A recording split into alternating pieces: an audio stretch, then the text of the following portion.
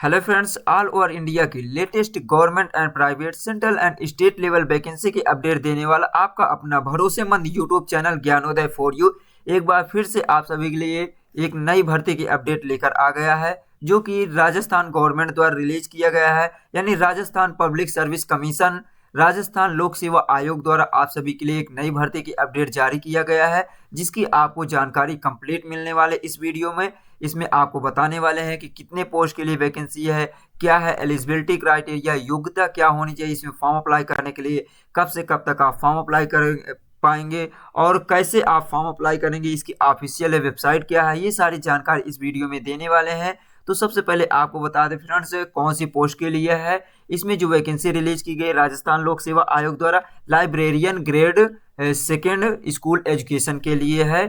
यानी कि इसमें पुस्तकालय अध्यक्ष के लिए वैकेंसी रिलीज की गई है और इसमें टीएसपी एवं नॉन टीएसपी दोनों कैंडिडेट फॉर्म अप्लाई कर सकते हैं। तो चलिए फ्रेंड्स, इसमें आपको सारी जानकारी देते हैं स्टेप बाय स्टेप। लेकिन फ्रेंड्स, वीडियो स्टार्ट करने से पहले आपसे एक छोटी सी रिक्वेस्ट है कि यदि आपने अभी तक हमारे चैनल ज्ञानोदय फॉर यू को सब्सक्राइब नहीं किए हैं तो इसी प्रकार ऑल ओवर इंडिया की नई नई भर्ती, एडमिट कार्ड, रिजल्ट, आंसर की जैसे अपडेट पाने के लिए हमारे चैनल को सब्सक्राइब कर सकते हैं। और फ्रेंड्स, लास्ट में आप एक लाइक और शेयर जरूर कर दिया करें, क्योंकि आपसे और कोई भी उम्मीद नहीं किया जाता, ना कोई आपसे इसमें चार्ज लिया जाता है। बस फ्रेंड्स, आपके से यही उम्मीद होती है कि एक आप सब्सक्राइब करते हैं या और शेयर करते हैं तो हम मोटिवेट होते हैं और इसी प्रकार आपको नई नई भर्ती की अपडेट देते रहते हैं। तो चलिए गाइज, टाइम ना वेस्ट करते हुए आगे की जानकारी देखते हैं। तो देखिए फ्रेंड्स, इसके ऑफिशियल नोटिफिकेशन से जानकारी देते हैं आपको कौन से पोस्ट के लिए वैकेंसी है। तो राजस्थान लोक सेवा आयोग अजमेर द्वारा रिलीज किया गया वैकेंसी यहाँ पे देखिए दिया हुआ है। पद क्रमांक विसंख्या ये दिया है 15, परीक्षा पुस्तकालय अध्यक्ष ग्रेड सेकेंड माध्यमिक शिक्षा आरपीएससी EP1 2023-24 के लिए है। आयोग द्वारा माध्यमिक शिक्षा विभाग के लिए राजस्थान शिक्षा सेवा नियम 2021 एवं अनुसूचित क्षेत्र हेतु अनुसूचित क्षेत्र अधीनस्थ लिपि वर्गीय और चतुर्थ श्रेणी सेवा भर्ती सेवा की अन्य शर्तें नियम 2014 के अंतर्गत पुस्तकालय अध्यक्ष grade second, librarian grade second के कुल 300 पदों पर भर्ती हेतु ऑनलाइन आवेदन आमंत्रित किए जाते हैं। पद अस्थायी हैं एवं विभाग से प्राप्त कुल पदों की संख्या में कमी और वृद्धि की जा सकती है। वर्गवार यहाँ वर्गीकरण निम्नानुसार है। तो फ्रेंड्स, यहाँ पे लगभग राजस्थान में जितने भी वैकेंसियाँ होती हैं वो सब अस्थायी रहती है लेकिन कंटिन्यू चलती रहती है। तो इसमें टोटल कितने पोस्ट के लिए है? 300 पदों के लिए है। इसमें यानी कि आपको अनुसूचित क्षेत्र एवं अनुसूचित ना वो गैर अनुसूचित क्षेत्र दोनों के लिए है। तो टोटल वैकेंसी कितना है इसमें देखिए, मेल और फीमेल यानी महिला एवं पुरुष दोनों कैंडिडेट फॉर्म अप्लाई कर सकते हैं। तो देखिए, नॉन शेड्यूल्ड एरिया के लिए दिया हुआ है 252 पोस्ट दिया हुआ है।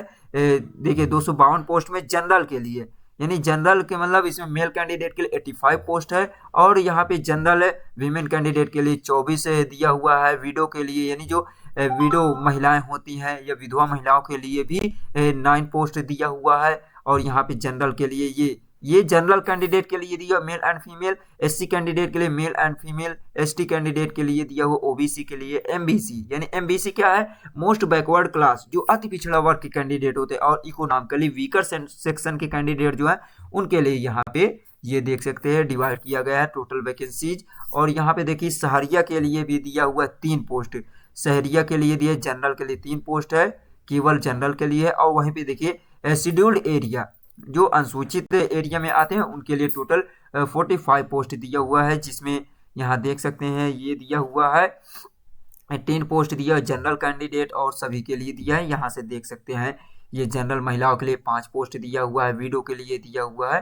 तो इस प्रकार एक देख सकते हैं। और हॉरिजॉन्टल रिजर्वेशन दिया, एक्स सर्विसमैन के लिए 2 पोस्ट दिया हुआ है जनरल कैंडिडेट के लिए, और 2 पोस्ट यहाँ पे एसटी कैंडिडेट के लिए दिया है। और यहाँ पे दिया हुआ है दिव्यांग कैंडिडेट के लिए, यहाँ पे अलग अलग यहाँ डिवाइड किया गया है।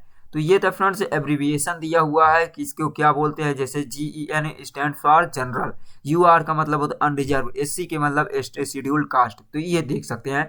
अब देखिए फ्रेंड्स, यहाँ पे नोट दिया अनुसूचित क्षेत्र के अभ्यर्थी गैर अनुसूचित क्षेत्र के रिक्तियों के विरुद्ध आवेदन कर सकते हैं। जो कैंडिडेट यानी कि अनुसूचित क्षेत्र से बिलोंग करते हैं, ट्राइबल सब प्लान में जो आते हैं टीएसपी एरिया से, वो नॉन टीएसपी एरिया में फॉर्म अप्लाई कर सकते हैं। इसलिए अनुसूचित क्षेत्र के निवासित अभ्यर्थी अनुसूचित क्षेत्र एवं गैर अनुसूचित क्षेत्र के पदों से संबंधित अपनी प्राथमिकता क्रम प्रेफरेंस आवश्यक रूप से ऑनलाइन आवेदन पत्र में भरें, अन्यथा उन्हें अनुसूचित क्षेत्र हेतु आरक्षित पदों के विरुद्ध लाभ देय नहीं होगा। तो जो भी कैंडिडेट जैसे कि गैर अनुसूचित से हैं, वो गैर अनुसूचित पोस्ट के लिए भी फॉर्म अप्लाई कर सकते हैं और उसके लिए आपको जो भी एप्लीकेशन फॉर्म है उसमें आपको क्लियरली बताना होगा, उसमें फिल करना होगा। अनुसूचित क्षेत्र के पदों के विरुद्ध केवल राजस्थान राज्य के अनुसूचित क्षेत्र के अभ्यर्थी ही ऑनलाइन कर पाएंगे। और देखिए अन्य क्षेत्र के अभ्यर्थी यदि अनुसूचित क्षेत्र के पदों के लिए आवेदन करते हैं तो वो अपात्र माने जाएंगे। तो जो केवल गैर अनुसूचित क्षेत्र से बिलोंग करते हैं, ओनली राजस्थान स्टेट के कैंडिडेट ही इसमें एलिजिबल होंगे, पात्र होंगे, वही केवल दोनों क्षेत्र के लिए फॉर्म अप्लाई कर सकते हैं, अदरवाइज उनको अपात्र मान लिया जाएगा। जैसे कि गैर अनुसूचित हैं और वो अनुसूचित क्षेत्र के लिए भी फॉर्म अप्लाई करते हैं तो उनका फॉर्म रिजेक्ट कर दिया जाएगा। और देखिए यहाँ पे दिया हुआ है, यदि अनुसूचित क्षेत्र के अभ्यर्थी अनुसूचित क्षेत्र में ही कार्य या सेवा करना चाहते हैं तो उन्हें अनिवार्य रूप से अनुसूचित क्षेत्र को ही प्राथमिकता देनी होगी। तो ये था फ्रेंड्स, और यहाँ पे कुछ जानकारी दिया गया है, इसे आप देख सकते हैं।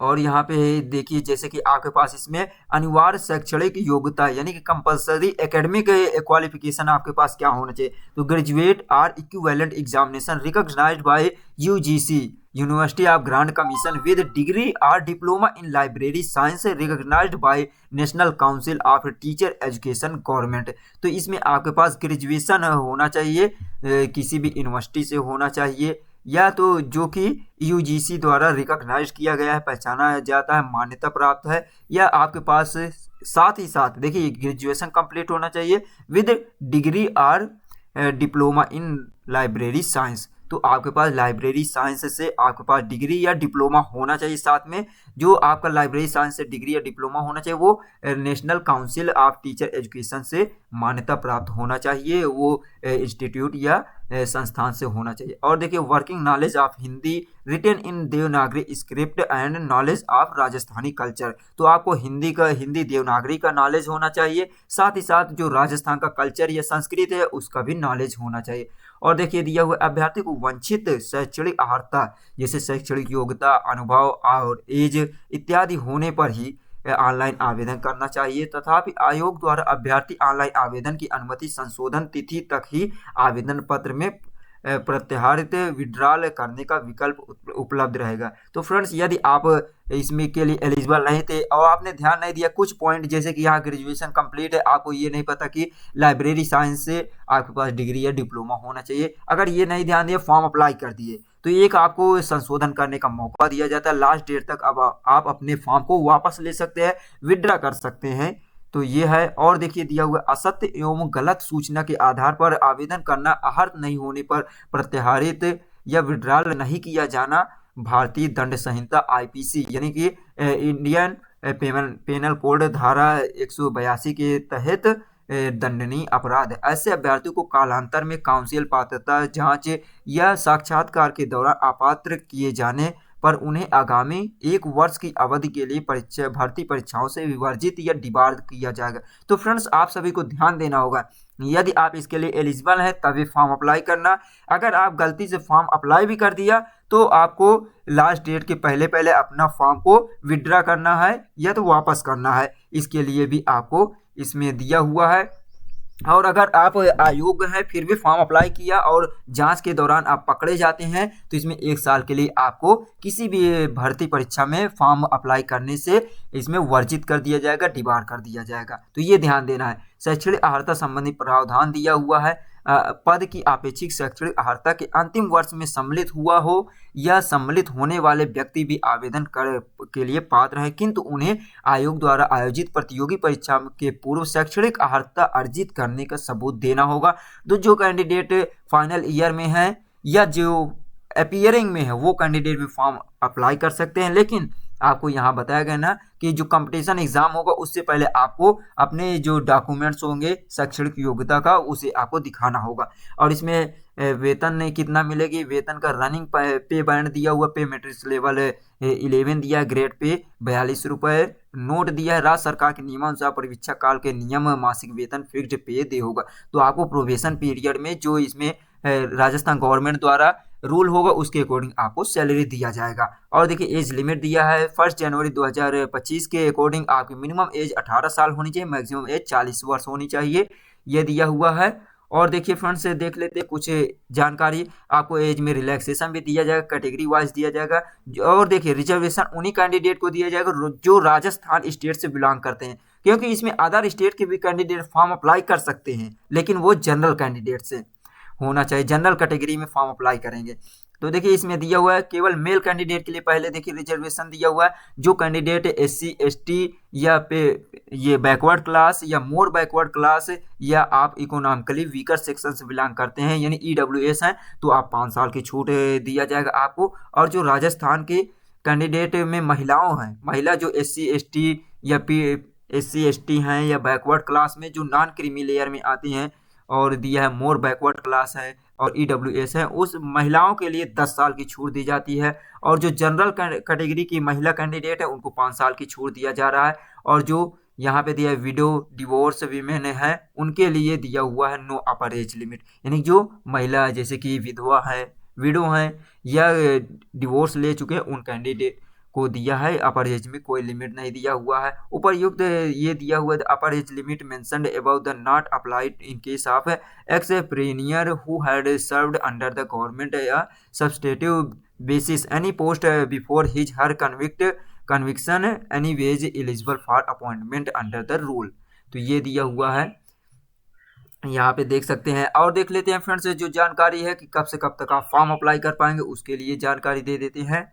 तो यहाँ पे देखिए दिया हुआ है चयन प्रक्रिया दिया हुआ है, फॉर्म अप्लाई करने के लिए जानकारी दी गई है।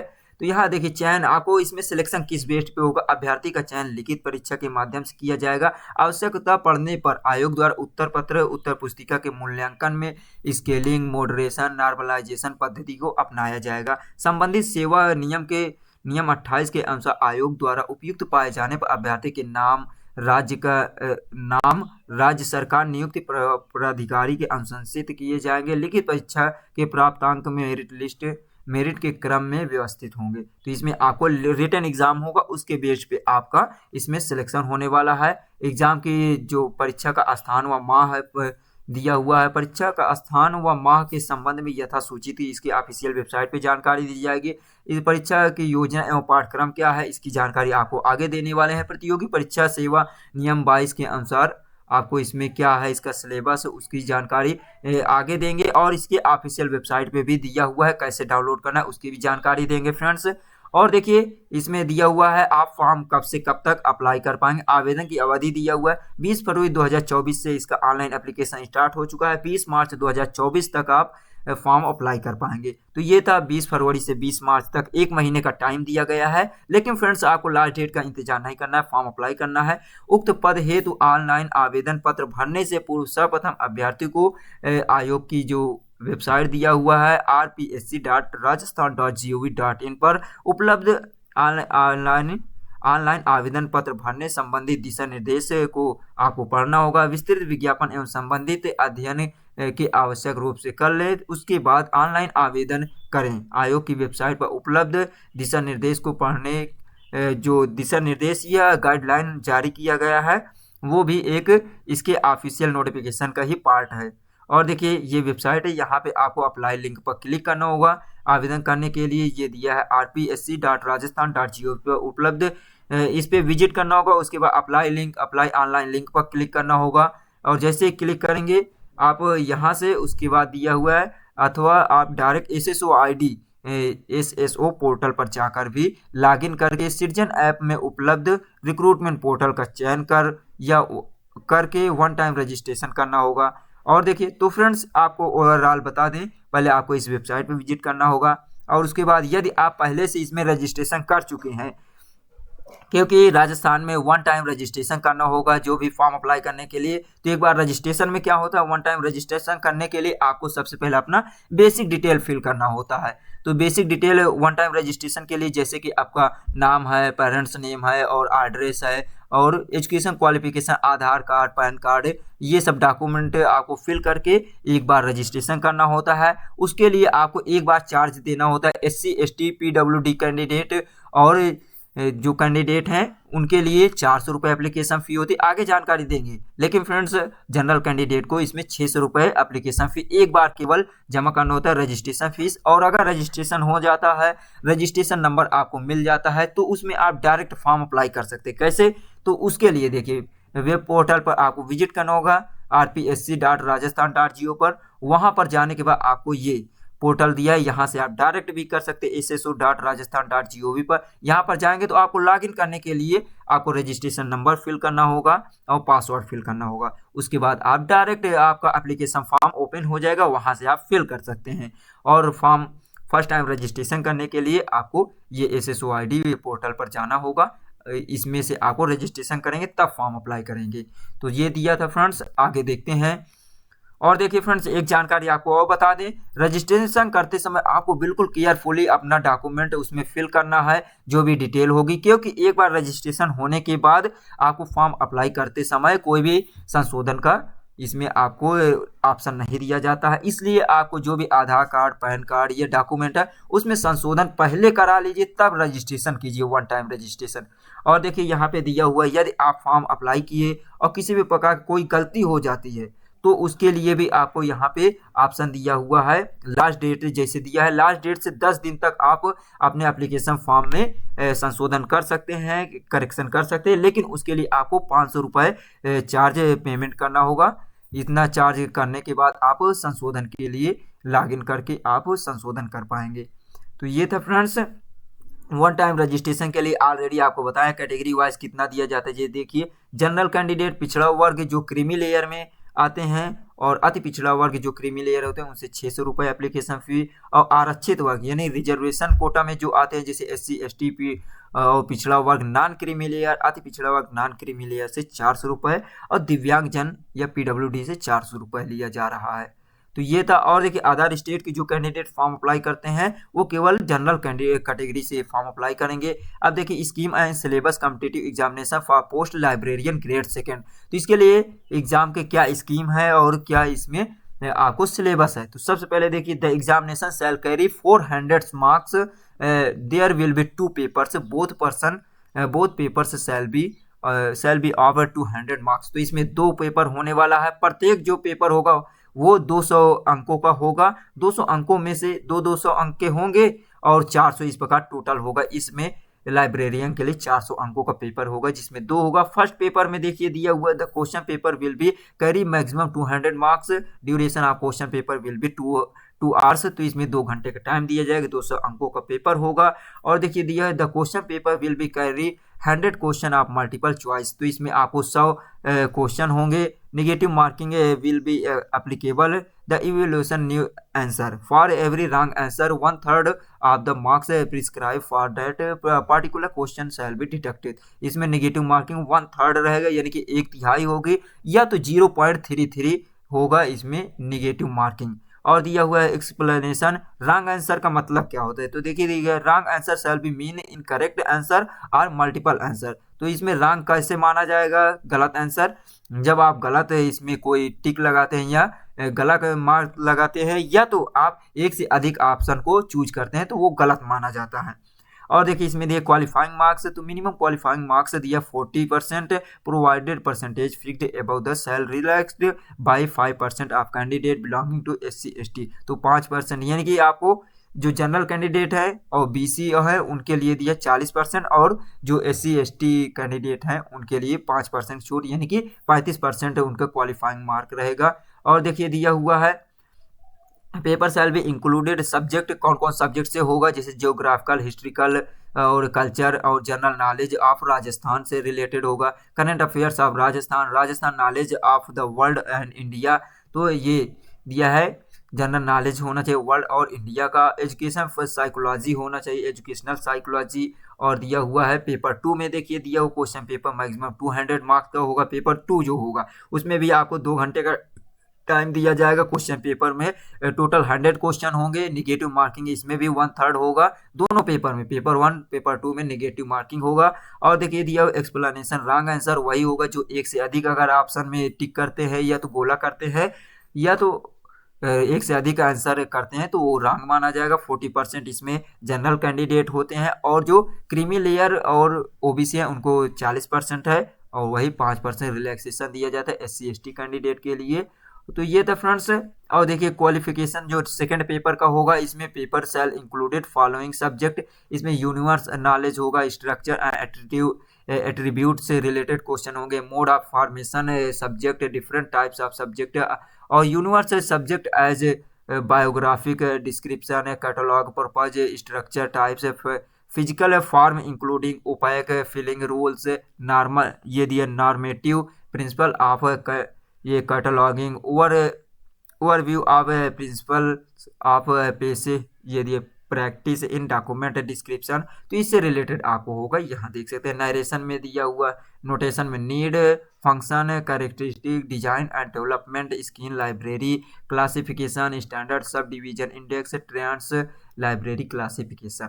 तो ये इस प्रकार इससे रिलेटेड क्वेश्चन हो। और फ्रेंड्स यदि आपको यहाँ अगर कंप्यूटर बेस्ड नहीं होगा तो अगर OMR बेस्ड होता है तो इसमें आपको 5 ऑप्शन देखने को मिलेगा प्रत्येक क्वेश्चन के लिए, जिसमें से जो 5वां आंसर होता है उसमें लिखा रहेगा इनमें से कोई नहीं, या ऐसा कुछ लिखा रहेगा। या तो फ्रेंड्स यदि चारों ऑप्शन में अगर कोई भी आपको नहीं समझ में आ रहा तो आपको पांचवा जो ऑप्शन होता है उसे जरूर क्लिक करना है, क्योंकि फ्रेंड्स इसमें एक रूल है कि यदि आप एक भी गोले को गोला नहीं करते हैं, डार्क नहीं करते हैं, तो इसमें से आपको 0.33 मार्क्स कट कर लिए जाएंगे, यानी 1/3 मार्क्स कट कर लिए जाएंगे। इसलिए आपको आंसर जरूर करना है, चाहे 5 में से किसी भी आंसर में। अगर कोई नहीं समझ में आ रहा तो 5वां आंसर करना है। और यदि आप 10% से ज़्यादा, लगभग 10% क्वेश्चन का कोई भी ऑप्शन नहीं क्लिक किए हैं, डार्क नहीं किए गोला, तो इसमें आपको डिस्क्वालीफाई कर दिया जाएगा। तो ये था रूल फ्रेंड्स इससे रिलेटेड।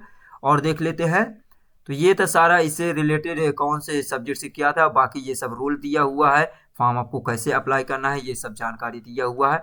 तो देखिए फ्रेंड्स फॉर्म कैसे अप्लाई करना है अब आपको बता देते हैं। तो सबसे पहले आपको इसके होम पेज पे आना है, राजस्थान ये दिया है, आपको सबसे पहले विजिट करना होगा rpsc.rajasthan.gov.in पर विजिट करेंगे तो इस प्रकार का आपको इंटरफेस देखने को मिलेगा। यहाँ पे ऑनलाइन पे दिया हुआ है, अप्लाई ऑनलाइन पे क्लिक करना होगा। तो यहाँ पे जैसे ही क्लिक करेंगे फ्रेंड्स एक नया पेज आ जाएगा। यहाँ पे देखिए ये दिया हुआ है, यहाँ पे apply link, new application portal through SSO दिया हुआ है। तो यहाँ से SSO के माध्यम से आपको करना होगा, जैसे ये दिया हुआ है, यहाँ पे क्लिक किए, SSO ID वाला फॉर्म ये खुल गया। यहाँ अगर आप ऑलरेडी आप 1 टाइम रजिस्ट्रेशन किए हैं तो यहाँ लॉगिन करना होगा। लॉगिन के लिए आपको SSO ID या यूजर नेम फिल करना होगा, फिर पासवर्ड यहाँ पे करना होगा, फिर यहाँ पे आपको कैप्चा फिल करना होगा। यहाँ पे जो कैप्चा यहाँ शो कर रहा है इसे फिल करना होगा। उसके बाद फ्रेंड्स यहाँ लॉगिन करना होगा। यदि ये उन कैंडिडेट के लिए जो ऑलरेडी रजिस्ट्रेशन किए हुए हैं, लेकिन जो नए कैंडिडेट है उनको यहाँ रजिस्ट्रेशन पे क्लिक करना होगा, ये दिया हुआ है। यहाँ रजिस्ट्रेशन पे क्लिक करेंगे तो एक नया पेज ओपन होगा। यहाँ पे आपको बेसिक डिटेल फिल करके रजिस्ट्रेशन करना होगा, जैसे कि ये दिया हुआ है सिटीजन, गवर्नमेंट एम्प्लॉयज, इस प्रकार कुछ करके दिया हुआ है। तो यहाँ से आपको करना होगा फ्रेंड्स। तो चलिए उम्मीद करते हैं आज की जानकारी अच्छी लगी होगी। यदि जानकारी अच्छी लगी हो तो अपने इस दोस्त का सपोर्ट करने के लिए एक लाइक जरूर कीजिए और अधिक से अधिक शेयर कीजिए फ्रेंड्स।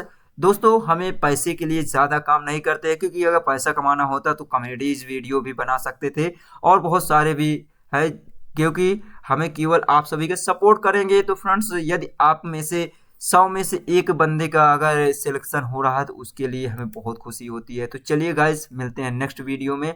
वीडियो पसंद आई हो तो लाइक शेयर सब्सक्राइब जरूर कीजिए। Thanks for watching. जय हिंद जय भारत।